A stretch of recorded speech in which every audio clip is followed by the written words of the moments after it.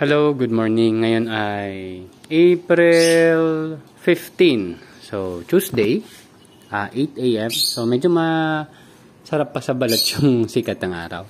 So, bigyan ko lang kayo ng update yung mga gagawin ko tsaka mga nangyayari dito sa munti nating taniman. So, mapansin nyo may mga bawas-bawas na yan, no? Ayan, may mga bawas. May bawas. Ayan, may bawas. So, nag-harvest ako kanina ng 8 puno yata. Mukha siyang malaki, pero magaan pa siya. Ayun, binenta pa rin naman natin. Naibenta pa rin natin. And, baka bigyan ko na lang ng freebie yung unang umorder kasi medyo maliit pa talaga, hindi pa ako satisfied sa size niya. So, bukas, or mamaya, magta-top up na ako ng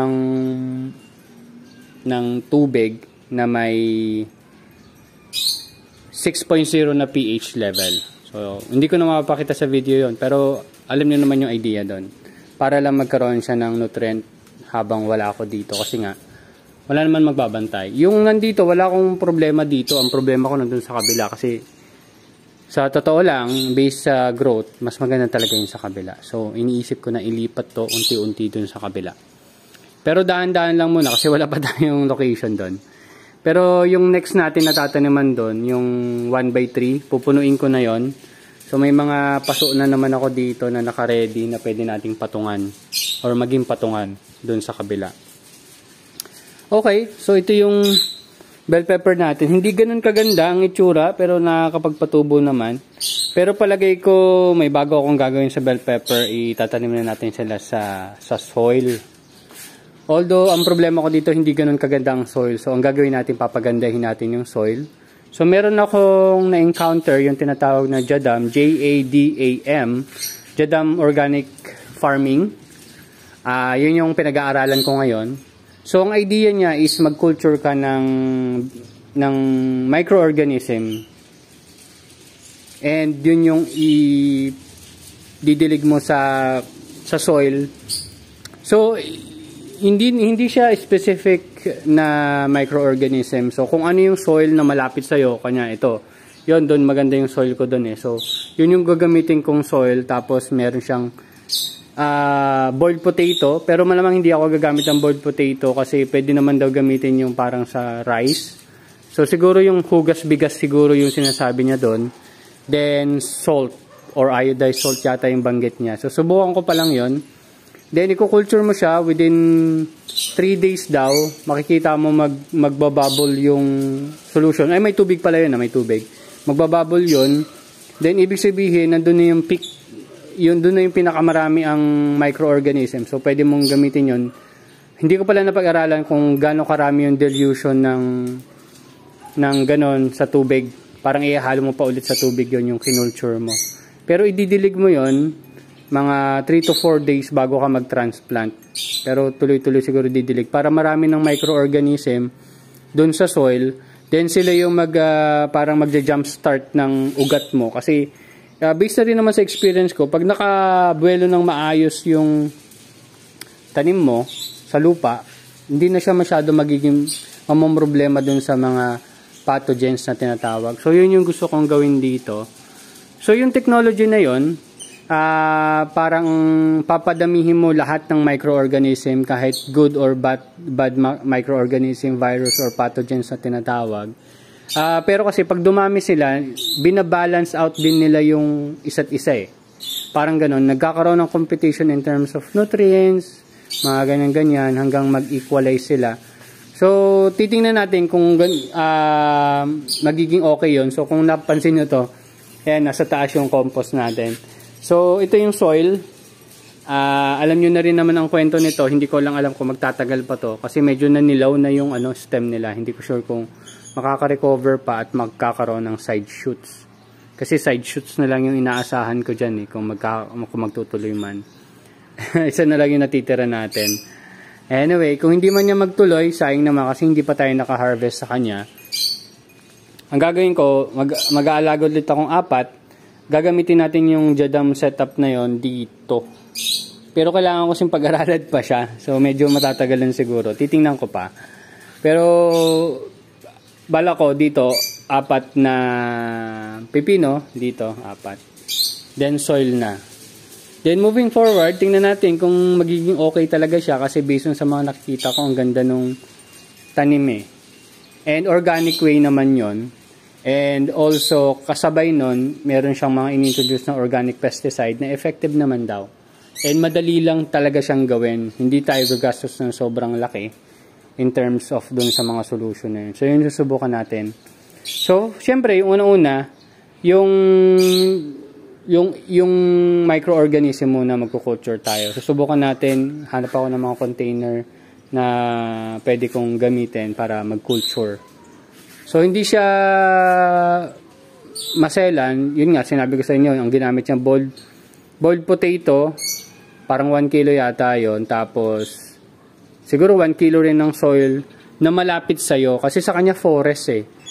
Kung sa forest naman, ay yung pinakamalapit dun sa farm mo, sa baba ng, or paan ng bundok. Parang ganun yung ginamit niya. Yung mga leaf mold soil yata yung tawag niya doon. Basta search nyo na lang, free naman yung mga videos na Jadam, J-A-D-A-M.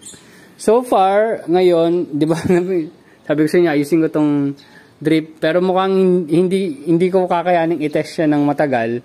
So, isi-save ko na lang ito. Yung iba, tingnan natin kung makasurvive sila ng ilang araw. Yung sa kabila naman, sana umulan para kahit papano. Katulad nung nakaraan, umulan, nagkaroon ng thunderstorm. Nadiligan yung tanglad ko doon. Ang gagawin natin dito, usually kung paano natin ginawa to, may mga container. Ito naman, ginamit ko yung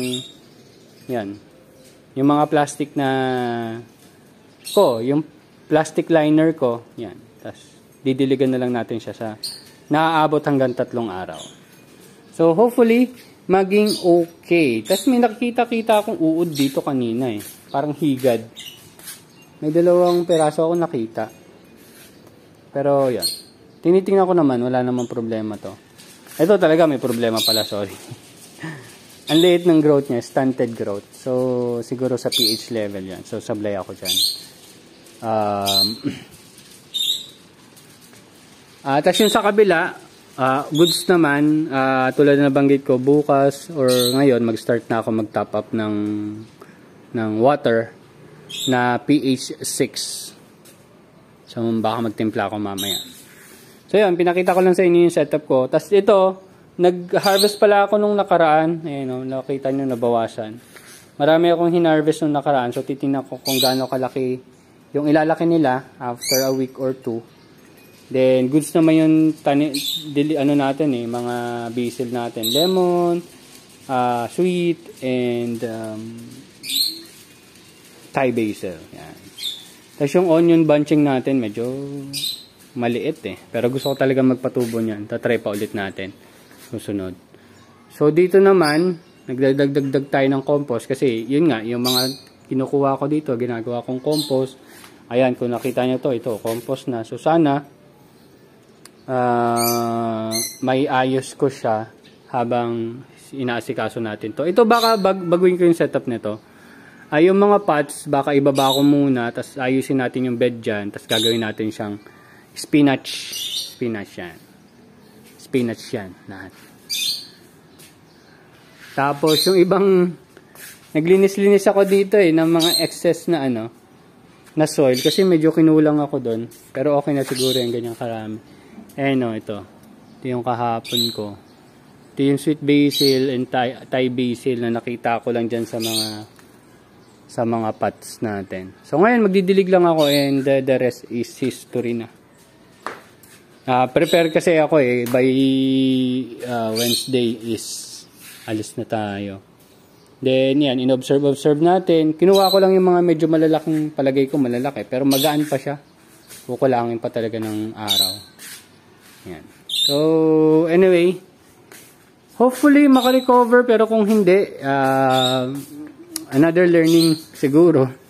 Kasi nasubukan na natin sa ganitong setup kumbaga, maganda na yung setup niya, pero hindi pa rin siya gumana. So, tingnan natin kung ano pa pwede natin gawin para matulungan or makapagpatubo. So, hindi siguro pwede dito yung ganyan setup baka doon sa kabila. Kasi tulad ng lagi kong sasabing, ganda talaga ng tubo doon.